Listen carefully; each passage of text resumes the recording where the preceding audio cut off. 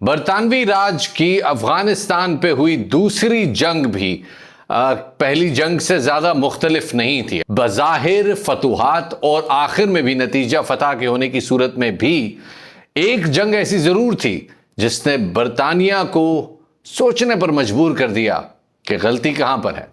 आज के ब्रेकडाउन में बात होगी सेकेंड एंग्लो अफगान वॉर की।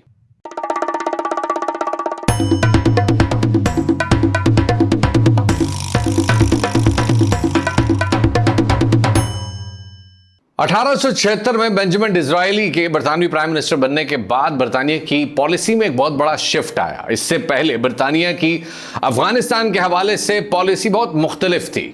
बरतानिया को ये लगता था कि अफगानिस्तान में बज़ाहिर उसके मामलात पे तब तक दखल अंदाजी नहीं करनी चाहिए जब तक मामला सर से ना गुजर जाए या वाकई ऐसा ना लगना शुरू हो जाए कि अफगानिस्तान के बरतानिया के खिलाफ कुछ जारहाना अज़ाइम है। लेकिन बेंजामिन डिज़रायली के आने के बाद सबसे पहले तो इंडिया के गवर्नर जनरल तब्दील हुए और लॉर्ड एडवर्ड रॉबर्ट बल्वर लिटन को गवर्नर जनरल इंडिया बनाकर भेजा गया। लॉर्ड लिटन ने गवर्नर जनरल बनने के बाद एक नई पॉलिसी का ऐलान किया, which was policy of proud reserve.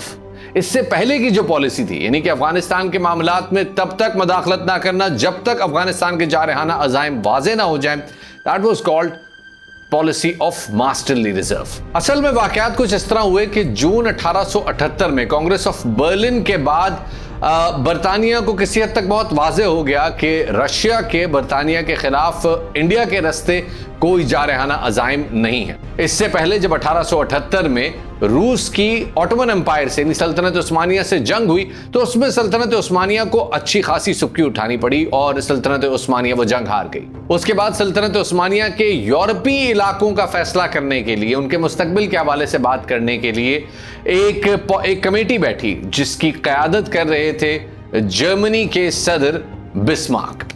Congress of Berlin में जो मुआहदे सामने आए, उस मुआहदे के बाद कोई भी फरीक खुश नहीं था, खासतौर पर रशिया तो बिल्कुल भी खुश नहीं था।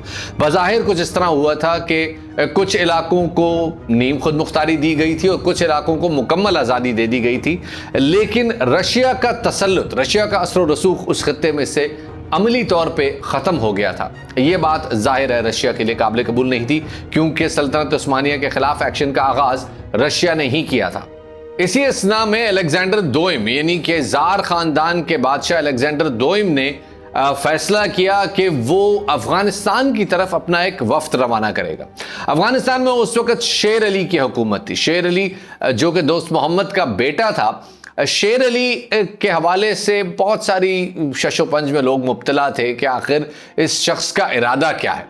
अमीर शेर अली खान ने बज़ाहिर कोई इरादा जाहिर नहीं किया रशिया के उस डेलीगेशन को वेलकम करने का, लेकिन रशिया ने कहा नहीं जी, आपको मंजूर नहीं भी है फिर भी हम ये डेलीगेशन भेज रहे हैं, मंजूर है तो मंजूर है, नहीं है तो फिर भी आ रहा है। इसके जवाब में बरतानिया ने कहा अगर आप ये डेलीगेशन एक्सेप्ट करेंगे तो हम भी अपना डेलीगेशन भेजेंगे। 22 जुलाई 1878 को रशियन डेलीगेशन काबुल पहुंचने का ऐलान हुआ, जिसके बाद 14 अगस्त 1878 को बरतानिया ने भी अपना एक सफीर काबुल भेजने का ऐलान कर दिया। शेर अली खान ने उस वक्त कहा एक्सक्यूज मी, आप टू मच हो गए।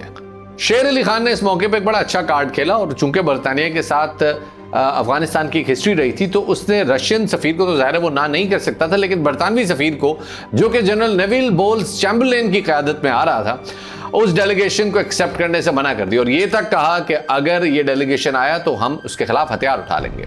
उसके बावजूद डेलीगेशन जनाब दर्रा खैबर के रास्ते अफगानिस्तान में दाखिल होने की कोशिश करता है और अली मस्जिद के करीब जो किला बनाया गया, ये किला भी दोस्त मोहम्मद खान ने 1837 में बनवा लिया था, क्योंकि उसको लगता था कि बरतानिया के अज़ाइम जारहाना है, लिहाजा उसने दर्रा खैबर के रास्ते में किले बनवा लिए थे। वो अलग बात है कि बरतानिया ने, जैसे मैंने अपनी पिछली वीडियो में भी बताया, कि बरतानिया ने उस रास्ते का इंतखाब ही नहीं किया और बरतानिया जमरूद की बैटल के बाद ही बेसिकली समझ गया था कि उन्होंने कंदहार के रास्ते से अफगानिस्तान में एंटर होना है। एनीवे, सितंबर 1878 में लॉर्ड लिटन ने अपना मिशन अफगानिस्तान भेजा और जैसे ही उस मिशन को अली मस्जिद से वापस किया गया, इसका मतलब था कि भाईजान होड़ भट्टी की बस हो गई है, यानी कि इट इज टू मच। अब इसका मतलब है जंग। 50,000 के करीब बरतानवी फौज 3 मुख्तलिफ रस्तों से अफगानिस्तान में दाखिल होती है। एक रास्ता दर्रा खैबर का है, एक रास्ता कुरम पास का है और एक रास्ता यानी कराची और हैदराबाद से डिस्पैच होने वाली आर्मी को बरास्ता क्वेटा कंधार के लिए रवाना किया जाता है। दर्रा खैबर में इस मार्के की पहली लड़ाई हुई और वो लड़ाई थी अली मस्जिद की जंग। उस इलाके में जो फोर्ट्रेस मौजूद था दोस्त मोहम्मद खान का बनाया हुआ, वो स्ट्रेटेजिकली बहुत इंपॉर्टेंट था, क्योंकि अगर आप उस फोर्ट्रेस को कब्जा कर लेते हैं तो उसके बाद पूरा खैबर पास आपके लिए ओपन है, और उस खैबर पास ओपन होने का मतलब यह है कि अब काबुल तक आपकी सड़क स्ट्रेट है। Lieutenant general Samuel James brown की क़यादत में दर्रा खैबर के रास्ते अली मस्जिद की कैंपेन का आगाज होता है और अली मस्जिद के किले को फतह करने के लिए एक बड़ी मुनफरिद टेक्निक अपनाई जाती है। जब स्काउट्स वहां पे फिरते हैं तो पता चलता है कि इस किले में अफगान फौज अच्छी खासी मुसल्ला है, वो बिल्कुल तैयारी में है और अगर गए तो रज के पिटाई होगी। लिहाजा ये कहते हैं कोई बात मसला नहीं, हम अगर वो पिटाई का इरादा रखते हैं तो हम भी जाएंगे, उनसे पिट के आएंगे, क्योंकि आपको पता है खैबर पास में गंदमक में इससे पहले क्या हो चुका था वो मैं आपको अपनी पिछली वीडियो में बता चुका हूँ कि किस तरह से जो कराची की आजकल जिसको हम ज़ेबुन्निसा स्ट्रीट कहते हैं, इसका पुराना नाम एल्फिनस्टोन स्ट्रीट है। ये basically major general William Elphinstone के नाम पे है जो कि गंदमक मैसेकर में मारे गए थे।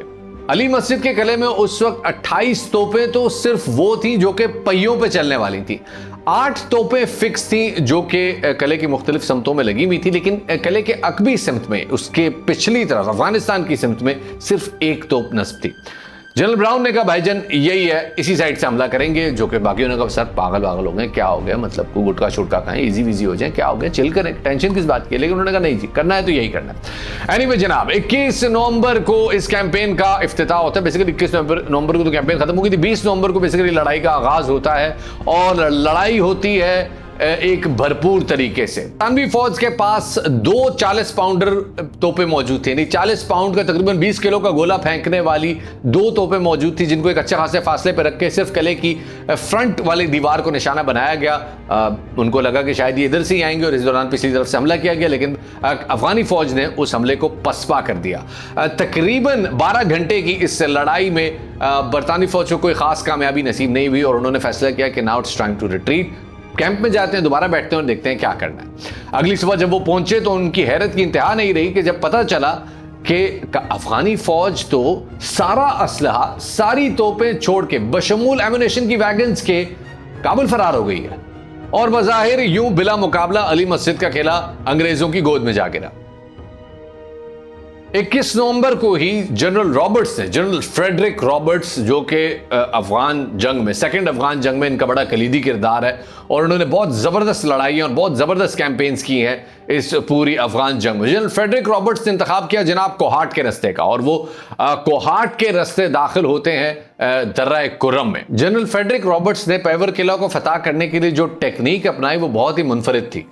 किले के 2 जानिब खाइयाँ थी और जनरल फ्रेडरिक ने अपने इंतहाई अहम तरीन फौजी, जो कि 1857 की थ्योरी के बाद कुछ इलाके और कुछ कबाइल मुख्तस हो गए थे जो कि अंग्रेज के ज्यादा वफादार समझे जाते थे और ज्यादा बहादुर समझे जाते थे इस मामले में, उनमें 5th गुरखास, 29th पंजाबीज और 72nd हाईलैंडर्स, जो कि जाहिर है एक ब्रिटिश कंपनी थी, इन सब का इंतखाब किया गया किले की शुमाली दीवार पर हमला करने के लिए।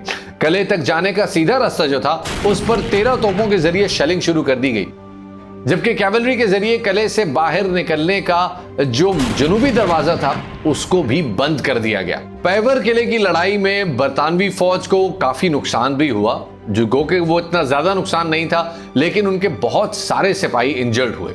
इस टेक्निक के बदौलत एक बज़ाहिर इम्पॉसिबल किला जनरल फ्रेडरिक ने बहुत आसानी से फतह कर लिया और अफगान फौज को वो किला छोड़कर भी भागना पड़ा। अमीर अफगानिस्तान शेर अली खान ने जब ये मनाजिर देखे तो उसने कहा भाईजान ये बहुत हालात ख़राब हो गए हैं, इसलिए बेहतर ये है कि फ़ौरन से पेशतर रशिया जाया जाए। वो रूस पहुंचा और उसने वहाँ जाके सेंट पीटर्सबर्ग में जार ख़ानदान के बादशाह अलेक्जेंडर II से मुलाकात की और उससे कहा भाईजान क्या टेंशन है, क्या गलती हो गई, क्यों अच्छा नहीं लग रहा, क्या हुआ। उसने कहा भाईजान मेरे पास आपके लिए बहुत ज़बरदस्त मशवरा है, कोई आपको और नहीं देगा, वो ये कि आप हथियार डाल दें। इस पर शेर अली खान ने कहा कि भाईजान थैंक यू वेरी मच, मैं जा रहा हूँ, वापस देखता हूँ क्या होता है। वो वापस पहुंचा मज़ार शरीफ में और मज़ार शरीफ में ही 21 फरवरी 1879 को यानी 1879 21 फरवरी को उसका इंतकाल हो गया। शेर अली खान के मरने के बाद उसका बेटा याकूब खान अफगानिस्तान का अमीर बना और उसने अमीर बनते के साथ ही फौरन से पेशतर बरतानवियों को मुज़ाकरात की दावत दी। बरतानवियों ने कहा भाईजान मुज़ाकरात काबुल में नहीं होंगे, मुज़ाकरात के लिए आप बाहर हैं और गंदमक पहुंचे, वही मकाम जहां पे आपने विलियम एल्फिंस्टोन की 16,000 की फौज का मैसेकर किया था। गंदमक पहुंचने पर वहां पर एक मुआहदे के तहत अफगानिस्तान का अमन हो गया बरतानवी साम्राज्य के साथ, लेकिन बरतानिया ने कुछ इंतहाई संगीन शराइत रखी और उसमें सबसे बड़ी शर्त यह थी कि अफगानिस्तान अपनी फॉरेन पॉलिसी, यानी किस सफीर से मिलना है, किससे नहीं मिलना, कहां जाना है, कहां नहीं जाना, किस मुल्क से कैसे ताल्लुकात रखें, ये सारे काम बरतानिया की मर्जी से करेगा। और न सिर्फ ये बल्कि बरतानिया ने अपना एक मुस्तकिल पॉलिटिकल एजेंट काबुल में तैनात करने का भी फैसला किया। इसका मतलब है कि बादशाह बज़ाहिर तो याकूब खान ही होगा, लेकिन फैसले वो तमाम बरतानवी एजेंट की मर्जी से करेगा और इस एजेंट का नाम था सर लुइस कैवेनाग्री। जाहिर है अफगानिस्तान को जब 1840 में अंग्रेज पसंद नहीं आए थे तो 1879 में कैसे पसंद आ सकते थे। अफगानियों ने इस सिलसिले में याकूब खान पे बड़ी लान तान की, उसको बहुत बुरा भला कहा और कहा कि भाई तुम अंग्रेजों के एक लैप डॉग हो, जिस पर जाहिर है म्यूटनी होनी थी और गद्दारी हुई, लेकिन गद्दारी का मलबा याकूब खान की तरफ जाने के बजाय बरतानवी फौज पे आया। शेरपुर कैंटोनमेंट में उस जमाने में बरतानिया के तमाम आला फौजी अफसरान मौजूद रहते थे, including the political agent Louis Cavagnari. 3 सितंबर 1879 को गाजी मोहम्मद जान वर्दक की क़यादत में एक लश्कर ने घेराव कर लिया, तकरीबन 10,000 का लश्कर था जिन्होंने घेराव कर लिया शेरपुर कैंटोनमेंट का।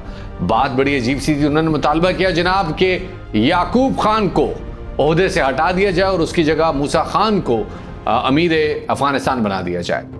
मुआसरा चलता रहा और इसी दौरान खबर मिली जनाब के एक और बरतानवी दस्ता जो है, फौजी दस्ता, वो जो मुआसरा है शेरपुर का, वो ख़त्म करने के लिए रवाना हो गया और किसी वक्त पहुंच सकता है। इसी सारी सूरत हाल में गाजी मोहम्मद जान वर्दक ने फैसला किया कि अटैक करते हैं, चलते हैं। अंदर कितने होंगे, मैक्सिमम 5-6 हज़ार होंगे, हम 10,000 हैं, कूट देंगे उनको। गाजी साहब ने जनाब हमला किया, लेकिन ये हमला पसपा हुआ। कोई एक भी बड़ी बरतानवी फौजी आर्ममेंट गाजियों के कब्जे में नहीं जा सकी।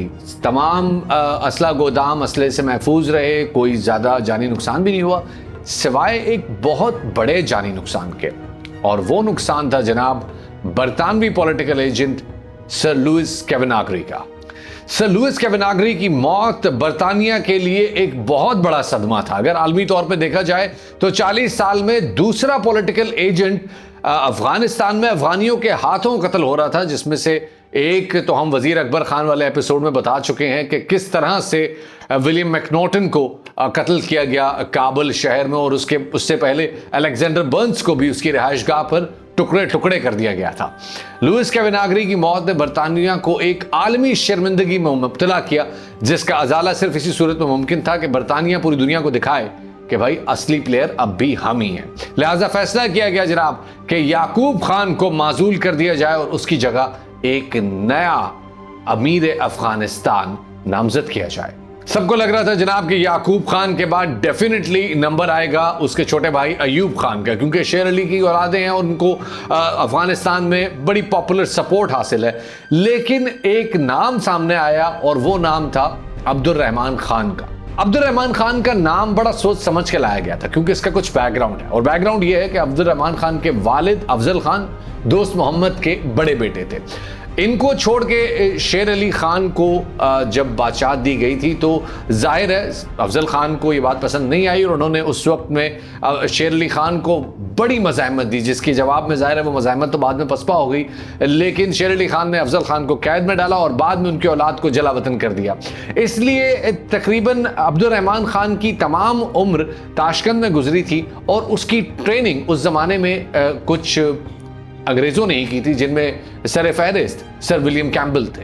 अब्दुर्रहमान खान को सामने लाने के बाद अब कम से कम ये मसला तो सॉर्ट आउट हो चुका था कि अफगानिस्तान में अब जो बादशाह आया है ये हमारा ही ट्रेन करता है, तो लिहाजा कम से कम हमें ये प्रॉब्लम नहीं होगा और ये टेंशन भी नहीं होगी कि ये कल को हमसे बगावत कर देगा।